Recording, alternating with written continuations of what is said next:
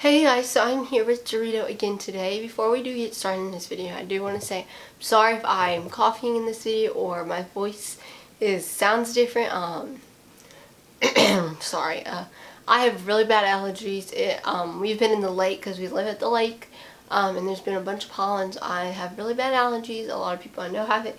So just bear with me during this video. So if I sound like different, kind of like squeaky or something, I'm sorry, but I did want to get a video out for you because I feel fine. I just can't really talk that well. So as you know, Dorito's here again, and today we're going to be talking about, is it okay to force feed your bearded dragon? So first I'm going to give you what I think that in my opinion is the definition of force feeding. So for force feeding to me is actually not stuffing it, but like putting it in there, like not just putting a piece of lettuce in their mouth or holding a piece of doobie roach or something right in front of their face. Because if I held a doobie roach like even all the way out here, he would try to grab it. So like not just like that. That's hand feeding. That's what I would call that. So hand feeding is when you, which is a type of, I guess could be a type of force feeding. So we'll include that later on in the video. But force feeding to me is more like pushing it down because they won't eat something. So we're going to go through this video and just talk about, is it okay, when you should do it, if you should do it at all, or is there times. So we're going to kind of go, since they start out as juvenile bearded dragons, we're going to start out with that. So usually people get bearded dragons, or at least I got Dorito as a baby. He was probably about 3 months old, I can't remember. But he was only 5 inches, and he's now like, believe 18 inches. So he's not like 2 feet, but he's around 18-20 inches. I haven't measured him in a long while.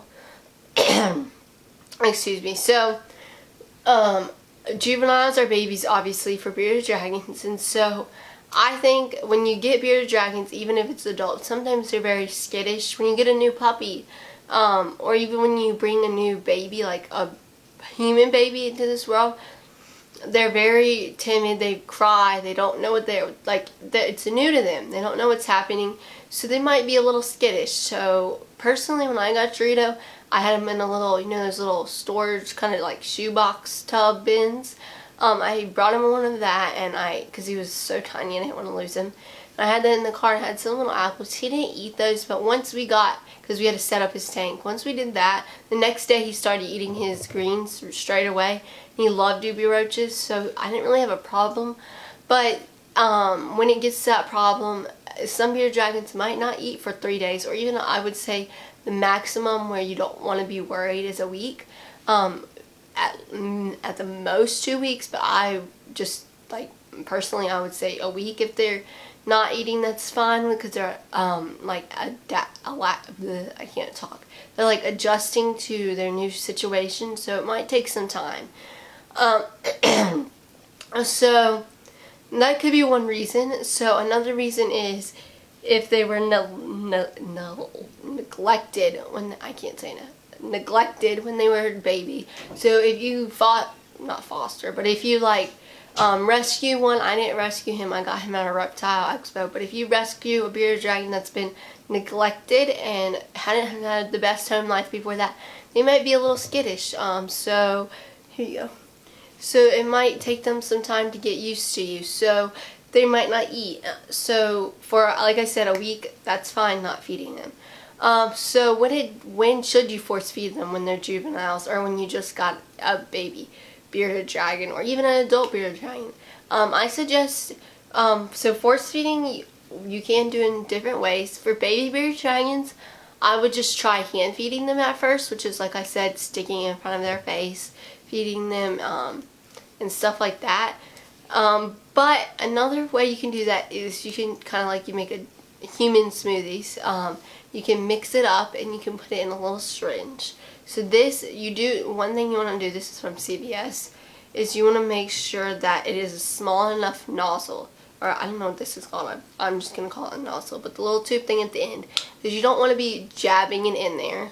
Actually, you just got up there, but I need to show them. See if I can get you down. Okay, well, he's on my hair. Please get off my hair. I'm going to try to get him down real quick. Let's see. There we go. He's going to come. He'll come. I need to show them. Okay. There we go. It's okay. Ow. He's on my hair.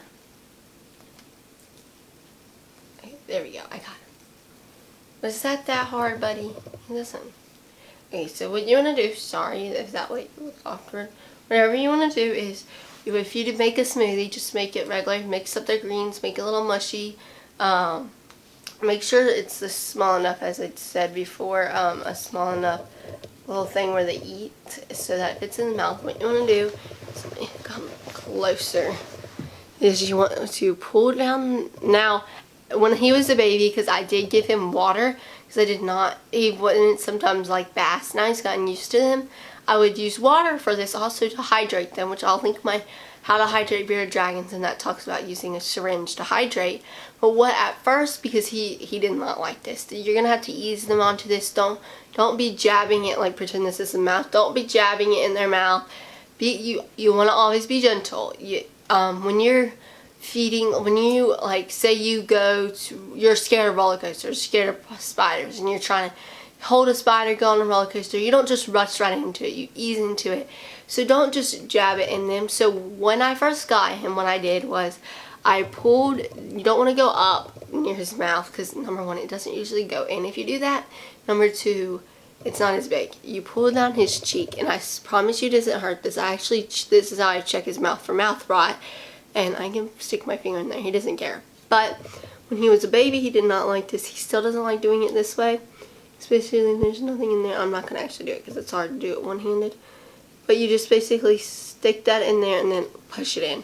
But now when I don't give him food through this. I've never had to do that. He's always loved his greens.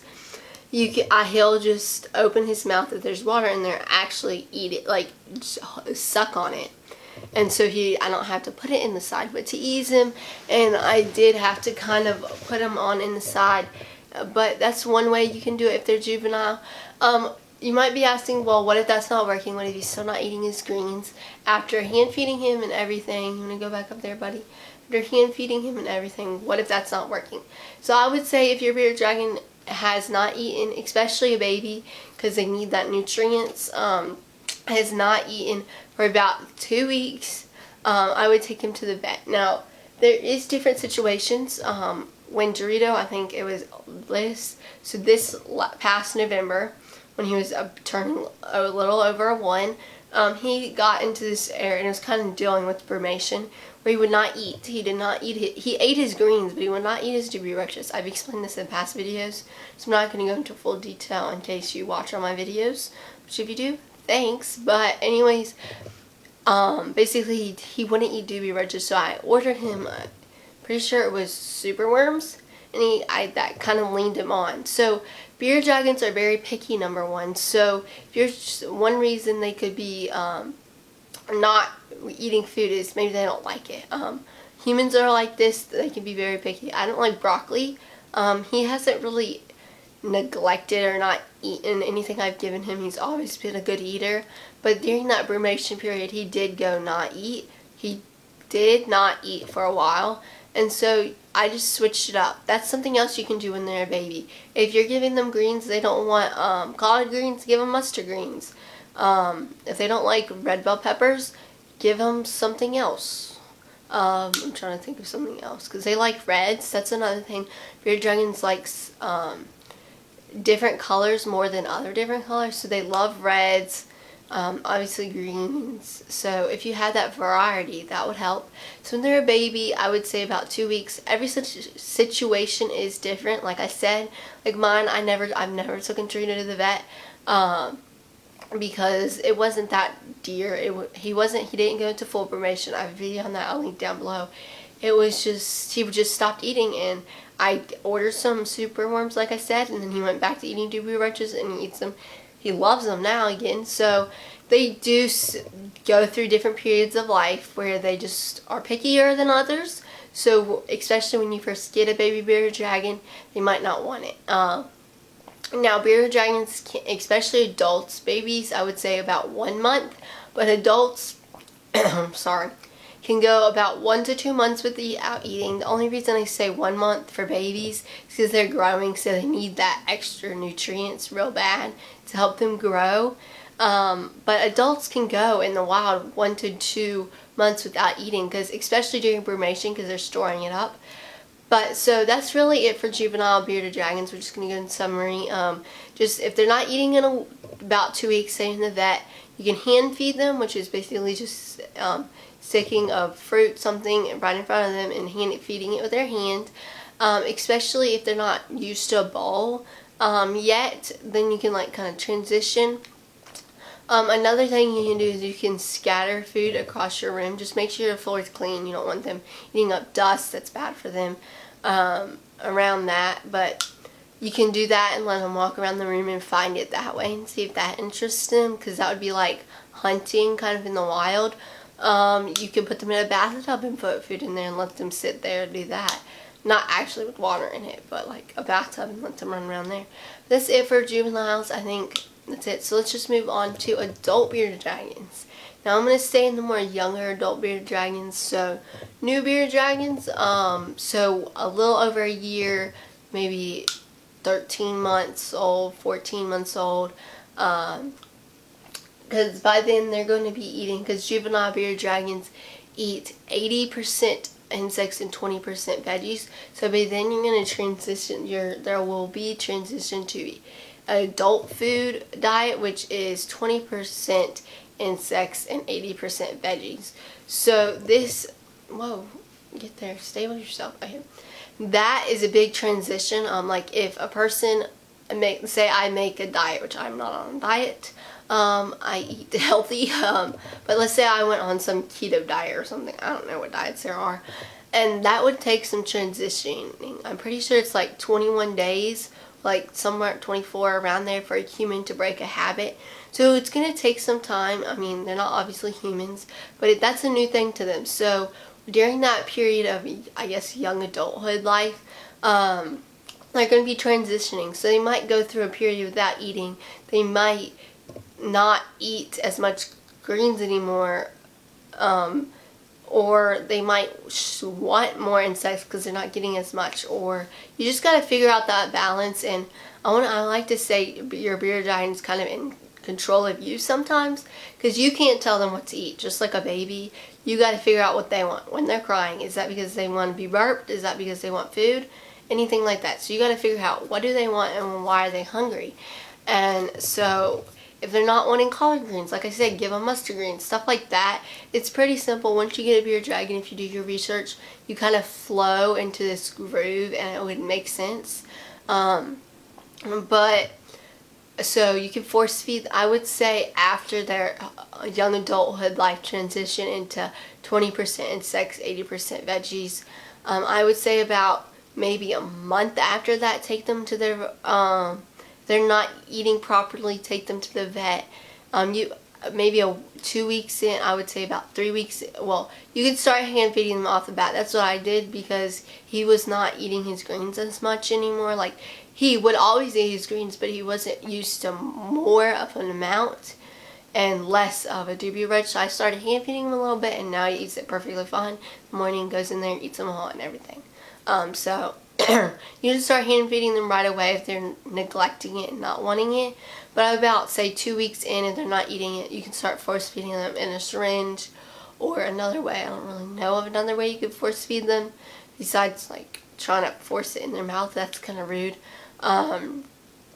There's also like supplements. If you're vet, I know there's like supplements out there besides like calcium and stuff. If your beard, just make sure it's healthy and none of that pet store stuff that's really bad. That can help get your bearded dragon protein if it's not eating. But make sure your vet tells you that, because I'm not like experienced in that. But besides that, that would be it for young adulthood. If you're about a month or 3 weeks into him not eating, I would say take them into the vet, just because they are still in that transitional stage. So the last and final stage, oh, he wants down, so I'm going to let him down, for when is it okay to force feed my bearded dragon is adult. And there's going to be a couple sections in this one. So first is just anytime throughout the whole year. So actually we'll go in stages. So throughout the whole year, they can change depending on the seasons. So during brumation, like I said, Dorito stopped eating, so I had to switch up his foods again. And so that's something, just before you try force feeding and taking the vet, always try switching it up, because the majority of the time they're just going to want something different, and so that would help. But if it comes down to it, you can force feed them. I always like to think of force feeding as the last resort. I think that's the right word. I'm not sure, because I feel like it's not cruel necessarily, but it's probably discomforting. You don't want someone shoving food down your throat, but they still need it. So if it's necessary, do it. But don't do it every day. If they're not eating, they'll survive. Let them try to do it, get it in their system themselves, and learn how. And the next stage would be breeding season, which is right after brumation, because brumation, if you don't know, I have videos on that. I'll link breeding season and brumation videos all down below. But brumation is where they not hibernate, but like go to sleep, but their body is still functioning inside while they're sleeping. So, and you don't feed them during brumation, but after he didn't go into full this past year, but he would slow down eating and stuff. Like, he would not poop as much. He would slow down eating. So that's kind of signs, like, just because they're not eating isn't always a bad thing. I mean, it can be a bad thing if it's very repetitive, but during brumation, I kid you not, I feed him 3 times a week, Doobie Roaches. I feed him about 5. I think maybe it depends on how much he'll eat. He usually eats around 5. That's a total of 15 adult male Doobie Roaches. Maybe sometimes 6, at the most 7. 3 times a week. So he'll poop that out, but like he would only eat like 3 Doobie Roaches 3 times a week. So you slow down that eating, and that's fine. You just want to make sure they're healthy. If they start losing weight, if they start being lethargic, not moving around, not basking, that's definitely a sign when you need to take them to the vet, because that means they're not getting enough nutrients. So that also, one thing I want to mention before we go on to the next section, since they're not eating a lot, don't be worried too much. They can get impacted, which is where food gets sucked into them. So that's something to worry about. But I know during brumation season, Dorito did not poop a lot because he wasn't eating as much. So it kind of worried me out. So just don't worry about pooping if they're not eating as much, because like if you don't eat as much yourself, you're not going to poop as much. This is like kind of weird, but it's how their body works, because it's not full, so it's not going to come out. So if they're not eating as much during brumation or any other time, don't worry if they're not pooping on their regular schedule that they normally would throughout the whole year. But the last and final section is just regular bearded dragons, like juvenile, anything, just last minute tips all jumbled in one. So it's kind of like the review of the video. So I would say hand feed them is your best option. Please do that. That's not going to harm them. The only thing they can do is make them stubborn, so it might not want to make them eat if they already are eating out of their bowl. So don't like try to rely on it, but that can definitely help. Force feeding only if you have to. Don't do it every day. Definitely don't do it every week. Just only if they're looking lethargic, sleepy. They're looking droopy, so their eyes aren't awake. They ain't looking alert. They ain't moving around. Like Dorito's currently moving all around.